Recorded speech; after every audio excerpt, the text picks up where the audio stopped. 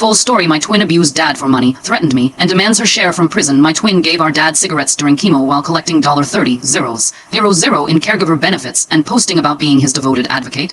When I confronted her, she leaned into the mic and whispered, "You just exposed everything. Dad's going to kill you when he finds out." I stayed silent. That was 2 years ago. This morning, she sent me a letter from prison demanding her rightful inheritance. Me and my girls were in my bedroom sucking the life out of our mango jewels when I burst into tears, because through the window was my ass twin sister, pressing a cigarette between Dad's chemo-shaken fingers. "One more won't hurt," she cooed, flicking her lighter. This was the same twin who received $2,500 a month in caregiver benefits, the same twin who was about to graduate as a radiation therapist. Like, hello, I'm going to destroy her. I whispered. "Wait." Illa grabbed my arm. "We need to do this smart." I knew she was right. My sister was the type to blame everything on her autism. The week before, she'd stolen my credit card for Sheen hauls because autism makes impulse control impossible. She'd even cheated on her boyfriend and claimed autism made her misread social cues. And if we didn't play our cards right, she'd do the same thing again. Before I could even process what was going on, Mia was on my twin's laptop that she left in my room. "Oh my gosh, she filed for benefits the day after your dad's cancer diagnosis. $30,000. That's what she'd collected while actively trying to kill him. Pull up her Insta," Ashley demanded. She had me blocked, so Tori had to be the one to find it. I wanted to vomit, post after post, caring for my warrior dad. #cancer caregiver. Her GoFundMe donations tripled after announcing dad reached stage 3. "Oh my gosh," I whispered as the realization hit me. "If dad gets better, she loses everything. Girls," Tori's voice was deadly calm. "My cousin works in insurance fraud. Oh, this is going down." The plan formed like a beautiful, vindictive puzzle. We had 3 weeks until her graduation from the radiation therapy program. Illa's brother installed a Ring camera facing the garden. We caught her giving cigarettes to my dad at least twice a day. But the real goal? The video from the family BBQ after everyone had left. You could hear her clear as day, dad begging, "Please honey, I'm trying to quit."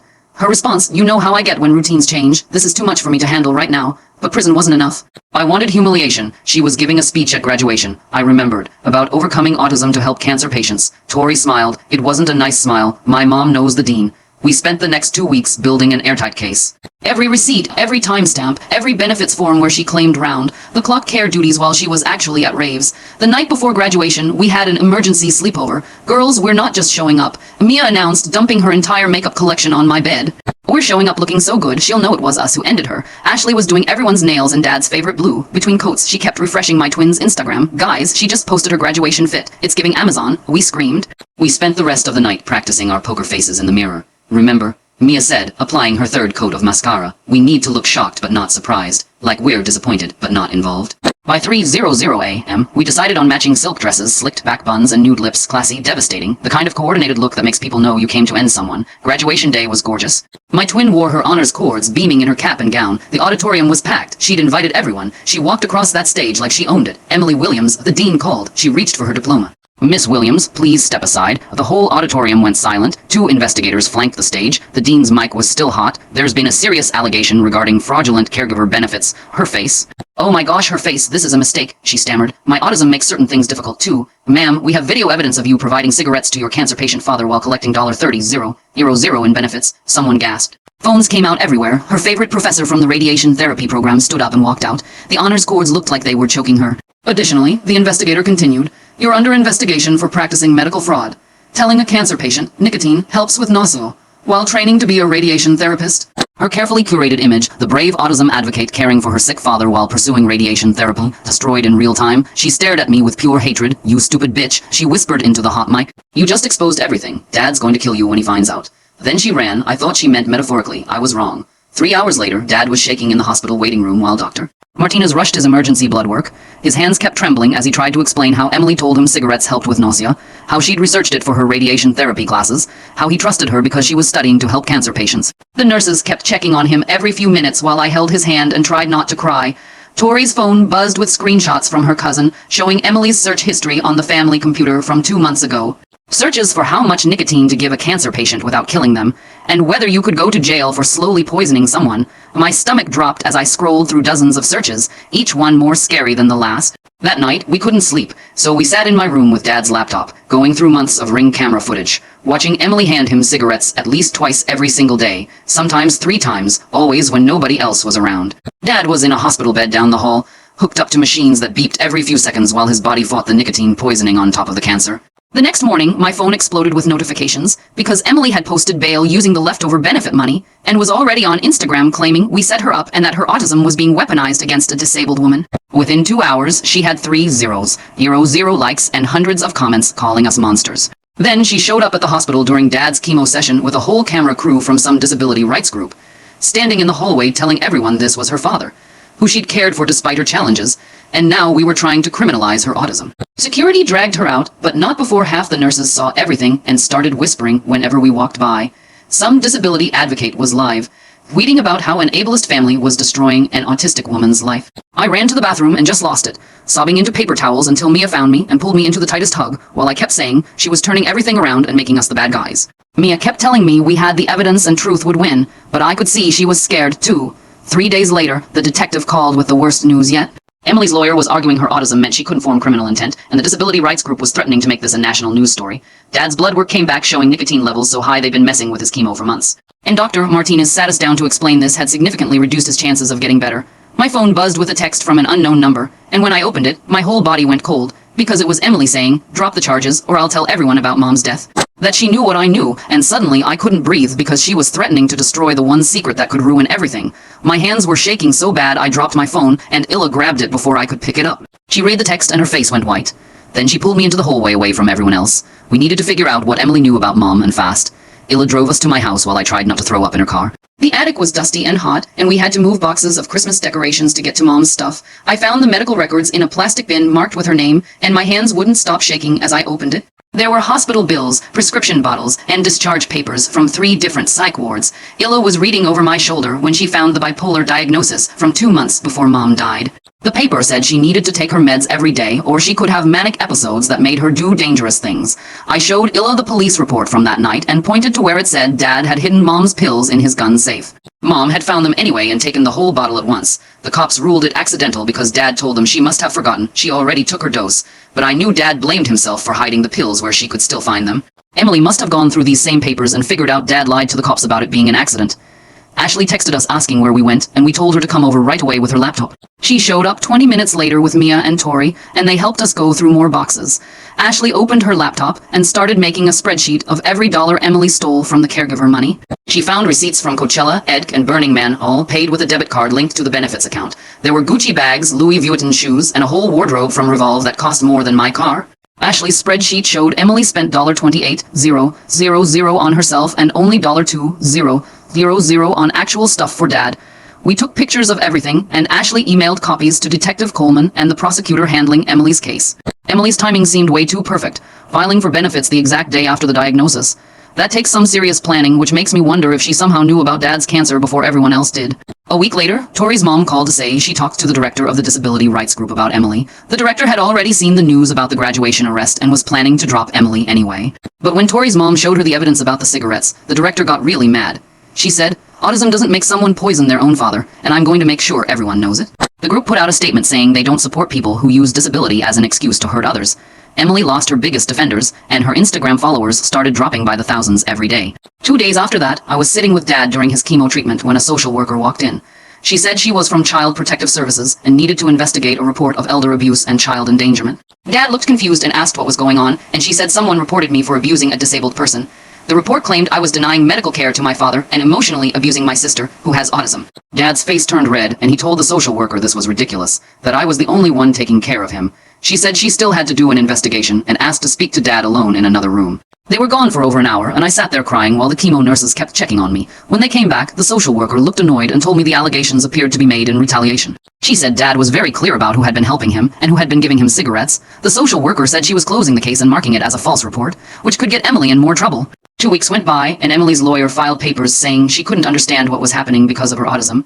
He wanted the judge to throw out the whole case or at least delay it for competency testing. The judge scheduled a hearing, but the prosecutor said this was just another manipulation tactic. Meanwhile, Dad's oncologist called me into his office after Dad's appointment and closed the door behind us. He showed me Dad's latest scans and pointed to areas where the tumors had grown more than expected. He said the nicotine exposure had reduced the effectiveness of the chemo and complicated Dad's treatment significantly. The survival rate dropped from 60% to 30%, but he said we shouldn't tell Dad yet. I went to the bathroom, threw up, and then sat on the floor crying for 20 minutes. Detective Coleman called the next day with huge news about Emily taking out a life insurance policy on Dad. She'd done it 6 months ago and made herself the only beneficiary for $500,000. The detective said this showed premeditation and meant Emily could face attempted murder charges instead of just fraud. That same afternoon, I got an Instagram message from someone named Michael who said he dated Emily in college. He said he had recordings of her bragging about using her autism diagnosis to get away with stuff. We agreed to meet at a Starbucks near campus, and I brought Illa and Ashley for backup. Michael looked nervous and kept checking over his shoulder like he was scared Emily might show up. He pulled out his phone and played us audio recordings from when they were dating 2 years ago. You could hear Emily laughing and saying autism was her get-out-of-jail-free card for everything. She talked about how she practiced crying on command and knew exactly what to say to make people feel sorry for her. In one recording, she said she cheated on Michael with 3 different guys and blamed it on not understanding social cues. Michael said she would study autism symptoms online and practice acting them out in the mirror. He had videos of her doing completely normal stuff and then switching into her autism act when other people showed up. She would start rocking back and forth and avoiding eye contact, even though she'd been fine seconds before. Michael said he kept all the recordings after they broke up because she threatened to tell people he abused her. He was scared to come forward before, but seeing what she did to her own dad made him realize she had to be stopped. The competency hearing was scheduled for 3 weeks later, and when we walked into that courtroom, I almost didn't recognize my sister. She was in a wheelchair she definitely didn't need, wearing pigtails like she was 5 years old, and speaking in this baby voice none of us had ever heard before. Even her lawyer kept shifting in his seat, looking uncomfortable as she rocked back and forth, making these weird humming sounds.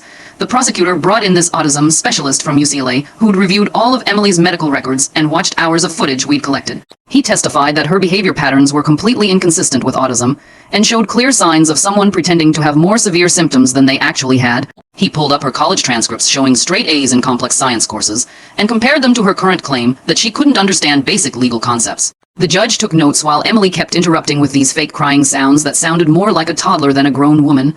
Over the next month, while the legal stuff dragged on, Dad started getting worse. And it wasn't just the cancer anymore. He'd lost 20 pounds and could barely make it to the mailbox without having to sit down on the porch steps to catch his breath. Dr. Martinez said the stress was making his treatment less effective, and his white blood cell count kept dropping. That's when Detective Coleman called with more evidence, because Emily's old roommate from freshman year had reached out with screenshots from their group chat. The texts were from 3 years ago, where Emily literally wrote about how she was going to milk Dad's eventual illness for everything once he got older, and how cancer runs in our family, so she just had to wait. One message said she'd already looked up how much caregiver benefits paid and was planning to use the money for a house down payment. I couldn't sleep after reading those and went downstairs at 3:00 in the morning to find Dad sitting in the garden with a box of old photos spread across the patio table. He was holding a picture from when we were babies and crying so hard his whole body shook. When I sat next to him, he just kept saying he failed us both, and maybe if he'd been a better father, Emily wouldn't have turned out this way. I held him while he sobbed, and I could feel how thin he'd gotten through his pajamas. The next morning, Tori's brother, who works in IT, said he'd gotten into Emily's cloud storage through an old shared family account she forgot to disconnect. What he found made everyone in the room go silent. There were Google searches from 6 months before Dad's diagnosis asking about stage 3 lung cancer survival rates and inheritance laws in Arizona. She'd bookmarked articles about how to become a legal caregiver and downloaded forms for disability benefits claims. She'd even researched which cancers qualified for the most government assistance and saved a spreadsheet calculating potential payouts. The insurance company launched their own investigation after we sent them everything, and within 2 days they'd frozen all of Emily's accounts, including the one where she kept the $30,000 in benefits. Her fancy lawyer dropped her immediately when the retainer check bounced, and she got assigned some overworked public defender who looked about 12 years old. That must have made her snap, because we came home from Dad's chemo appointment to find our front door kicked in and my bedroom completely destroyed. She'd thrown paint all over my walls and spray-painted Ableist across my closet doors in huge red letters. The Ring camera caught everything, including her smashing my laptop with a hammer and ripping up all the physical documents we'd collected. She even poured bleach on my clothes and cut up a blue dress I'd worn to graduation. The cops arrested her that night at her apartment, where she'd barricaded herself in the bathroom, claiming we were persecuting her for her disability. 6 weeks into all the legal proceedings, the judge finally ruled that Emily was competent to stand trial. After reviewing all the evidence and expert testimony, her public defender immediately tried to work out a plea deal, but the prosecutor wanted maximum charges for elder abuse, fraud, and breaking and entering. Dad shocked everyone by insisting he wanted to testify, even though Dr. Martinez warned him that the stress could seriously impact his treatment. He said Emily needed to hear directly from him what she'd done to our family, and maybe if she heard it from him, she'd finally understand the damage she'd caused. The prosecutor's office called 3 days later with news that made my stomach drop to the floor. They'd been testing Dad's protein powder containers from our kitchen as part of the investigation. The lab tech found traces of something that shouldn't have been their antifreeze. Small amounts mixed into the vanilla powder that Dad drank every morning for the past 6 months. Not enough to kill him fast, but enough to make his kidneys work harder and his symptoms look way worse. The detective showed us the lab results with all these chemical names I couldn't pronounce. Ethylene glycol levels in Dad's blood samples from his last 3 hospital visits. The prosecutor's face was grim when she explained what this meant. First-degree attempted murder charges. 25 years to life. Dad collapsed when they told him. We rushed him back to the hospital where doctors ran more tests and confirmed the poisoning. His kidneys were failing from the combination of chemo and antifreeze. They hooked him up to a dialysis machine that would clean his blood 3 times a week.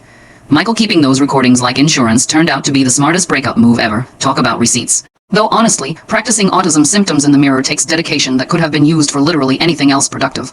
I sat next to his bed, watching the machine pull poison from his body while he stared at the ceiling. She wanted me dead for money, he whispered. The court ordered 3 different psychiatrists to evaluate Emily's autism diagnosis after this new evidence came out. Over the next 2 weeks, they interviewed her teachers and old friends and reviewed years of medical records. All 3 came to the same conclusion: she didn't have autism at all. She had narcissistic personality disorder with antisocial features. She'd been faking the autism symptoms for years to avoid consequences for her actions. 2 months into the legal proceedings, my friends decided we needed to help Dad with his mounting medical bills.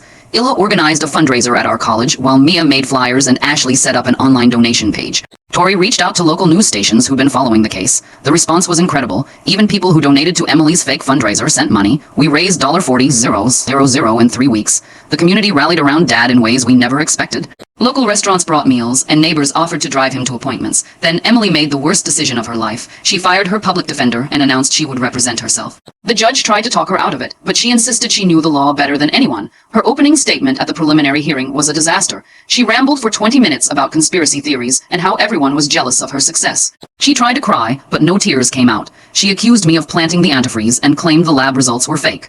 The radiation therapy program director took the stand next and destroyed what was left of Emily's reputation. She testified that Emily had been caught falsifying patient interaction logs 3 separate times. She'd lied about completing required clinical hours and forged supervisor signatures on evaluation forms. They were going to expel her the week after graduation anyway. The program had already notified the licensing board about her violations. I spent every other day at the hospital during Dad's dialysis treatments, 4 hours watching a machine clean poison from his blood while cancer kept eating away at his body. He'd aged 10 years and 2 months. His hair was gone, his skin looked gray, and his hands shook constantly. The nurses knew our names and brought us extra blankets. I read him books and showed him funny videos on my phone. We didn't talk about Emily. During her cross-examination of the detective, Emily made a fatal mistake. She was trying to prove the nicotine wasn't harmful when she blurted out that she knew exactly how it interfered with chemotherapy. I researched it extensively for my thesis on treatment inhibitors, she said. The whole courtroom went silent. The prosecutor immediately requested her thesis from the college. It arrived the next day, How Environmental Factors Can Inhibit Cancer Treatment Efficacy, with an entire chapter about how nicotine blocks chemo drugs from working. She'd written 30 pages about the exact mechanism of how cigarettes make cancer treatment fail. The prosecutor entered it into evidence while Emily stood there, realizing what she'd just done.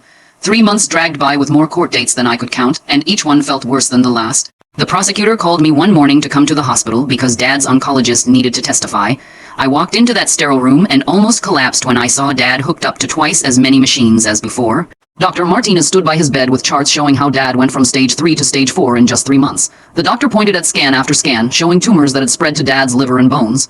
He couldn't say exactly how much the nicotine poisoning sped things up, but he kept shaking his head and saying it definitely made everything worse. The next week, they brought in Michael, Emily's ex-boyfriend from 2 years ago. He sat in that witness chair looking exhausted and started telling the jury about all the crazy stuff she'd done to him. He pulled out old text messages showing how she'd faked being pregnant to keep him from breaking up with her. Then, when he tried to leave anyway, she told everyone she'd had a miscarriage because of his emotional abuse. The prosecutor asked if she'd ever mentioned her autism during their relationship. Michael laughed bitterly and said she only started claiming that after they broke up and she needed sympathy from her next boyfriend. That's when Emily completely lost it in the courtroom. She jumped up from her chair and started screaming that we were all just jealous of her success. She pointed at me and yelled that Dad deserved what he got for loving her more than me. The judge kept banging his gavel, but she wouldn't stop. She screamed that I was the one who should be on trial for turning everyone against her. 2 bailiffs had to physically restrain her while the jury sat there with their mouths open.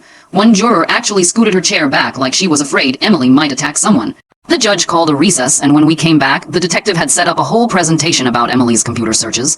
She'd been using library computers, thinking she was being smart, but they'd pulled everything. There on the screen for everyone to see were searches for how much inheritance tax on 500K from 2 weeks after Dad's diagnosis, then average life insurance payout timeline, how long stage 3 cancer patients live, and can nicotine speed up cancer death. The worst one was how to act sad at funeral, which she'd searched the same day she'd posted on Instagram about being Dad's devoted caregiver.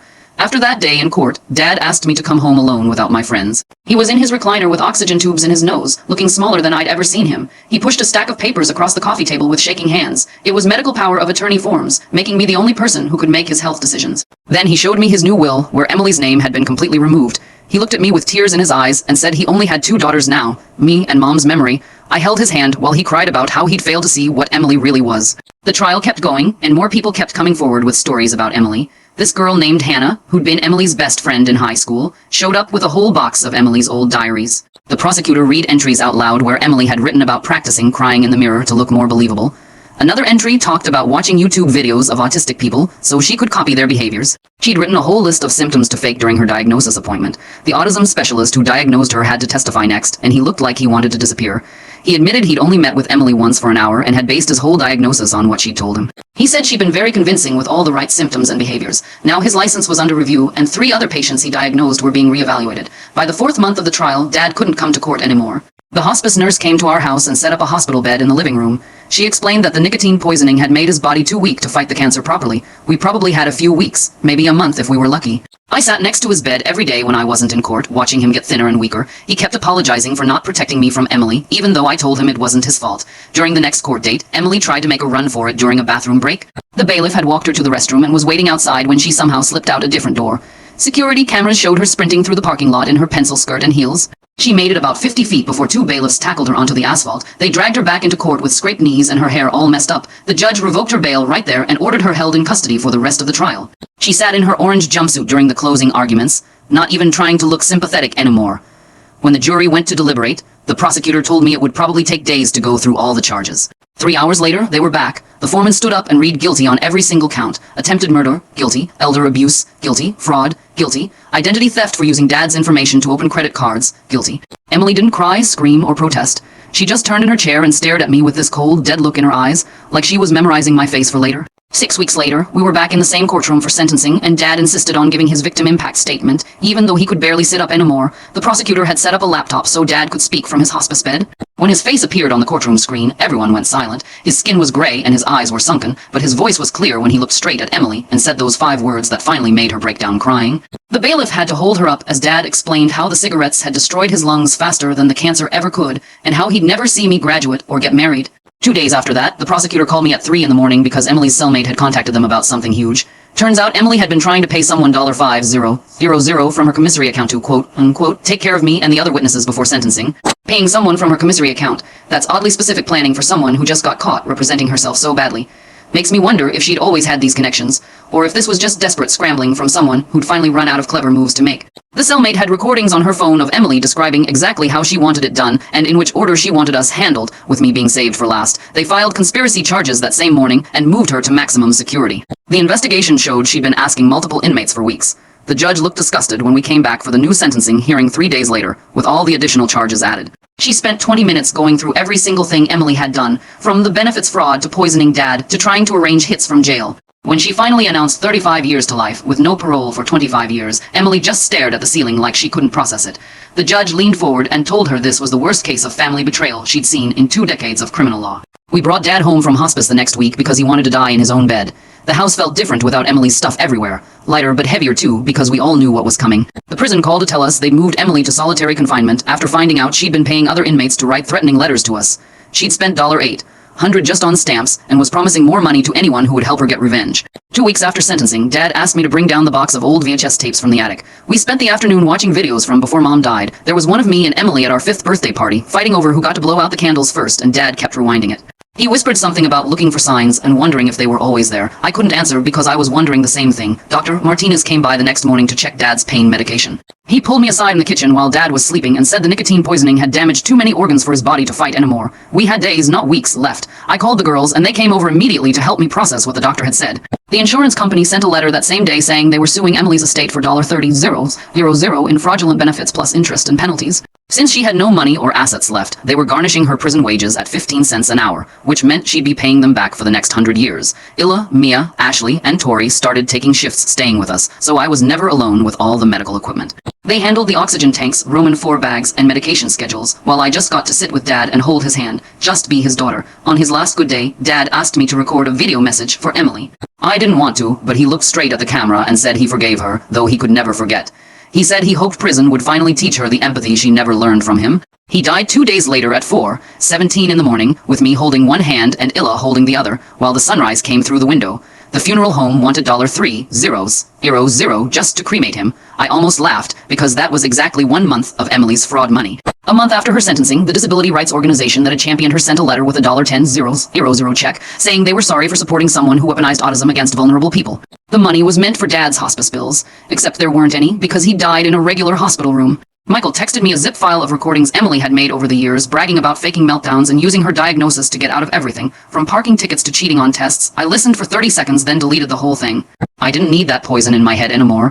What I did remember was Dad's last good day, 3 weeks before he died, when he suddenly felt strong enough to sit at the dinner table. Illa brought her mom's tamales, Mia made her grandma's mac and cheese, Ashley ordered Korean BBQ, and Tori brought Vietnamese spring rolls. We all ate together like a real family, while Dad told stories about me and Emily as babies. For 2 hours, it felt like having a dad again instead of a dying man.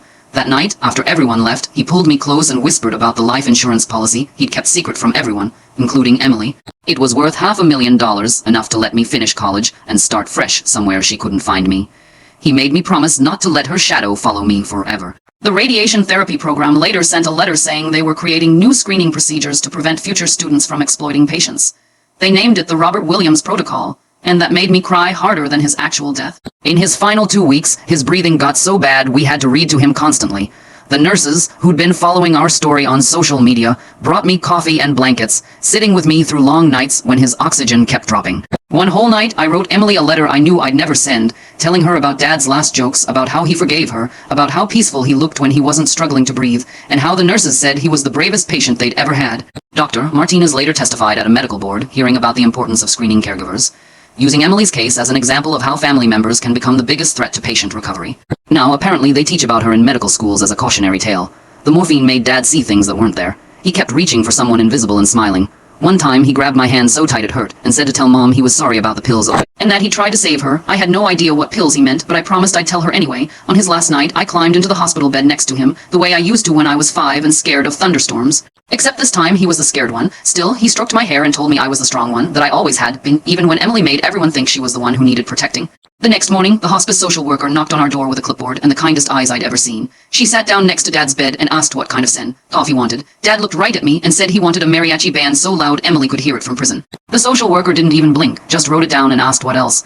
We spent the next hour planning the most ridiculous funeral Phoenix had ever seen, with his favorite Mexican restaurant catering and a playlist that was basically just Vicente Fernandez on repeat. And Dad kept squeezing my hand every time we added something new to the list. 2 months passed in this weird blur of good days and bad days, morphine doses, and trying to get Dad to eat anything at all. When Detective Coleman showed up at the hospice with news about Amal's conspiracy trial, she sat in the visitor's chair and told me they'd set the date. With all the evidence we'd gathered, plus the new stuff they'd found, she was looking at another 10 to 15 years minimum on top of what she already got. I felt nothing when she said it. Not happy, not sad, not satisfied. Just this weird, empty feeling, like someone had scooped out my insides and forgot to put them back. That night, Dad had one of his clear moments where the fog lifted and he could actually focus on my face. He grabbed my hand with more strength than I thought he had left. He told me not to carry guilt for Emily's choices, that I'd saved what was left of his life by exposing her, and that he needed me to promise I'd forgive myself for everything. I was crying so hard I could barely see his face, but I promised, and he smiled this tiny smile and closed his eyes. 3 days later, at exactly 3:47 a.m., on a Tuesday morning, Dad took his last breath while I held his hand. Illa held my other hand, and Mia and Ashley and Tori sat around the bed like some kind of protective circle. His breathing just got slower and slower until it stopped. The nurse came in, checked his pulse, nodded at me, and that was it. The funeral home picked him up 2 hours later, and I signed papers. I don't even remember signing. I picked out a casket that cost more than my car because Dad deserved the best, even if he couldn't see it. 3 days after that, we held the funeral.